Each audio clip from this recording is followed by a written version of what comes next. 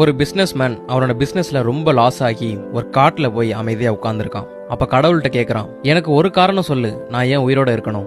என் வாழ்க்கையில நான் எல்லாத்தையுமே இழந்துட்டேன், இந்த வாழ்க்கையில நான் இனி என்ன பண்ண போறேன்? அப்பதான் ஒரு குரல் கேக்குது. கடவுள் அவன்கிட்ட பேசுறாரு, நான் இந்த பூமியில புல்லோட விதைகளையும் மூங்கிலோட விதைகளையும் ஒரே நேரத்துல தான் விதைச்சேன். ரெண்டையும் நல்லா பாத்துக்கிட்டேன். புல்லு உடனே வளர ஆரம்பிச்சிருச்சு, அந்த நிலம் ஃபுல்லா பச்சை பசேல்னு ஆயிருச்சு. ஆனா மூங்கில் வளரவே இல்லை, ஒரு சேஞ்சுமே அதுகிட்ட இருந்து தெரியல.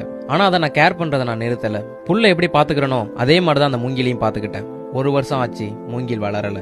2வது வருஷம் ஆச்சு, புல்லு நல்லா அடர்த்தியா வளர்ந்துருச்சு. ஆனா மூங்கில்ட்ட இருந்து ஒரு சேஞ்சுமே இல்ல. 3வது வருஷம் ஆகியும் மூங்கில் ஒரு இலை கூட விடல. ஆனா நான் என்னோட நம்பிக்கையை விடல. அதுக்கு எப்பவுமே தண்ணி விட்டுக்கிட்டு இருந்தேன், அதை பத்திரமா கவனிச்சுக்கிட்டேன். 4வது வருஷம் ஆகியும் அது வளரல. ஆனா 5 வருஷம் கழிச்சு மூங்கில் விதை முளைச்சது.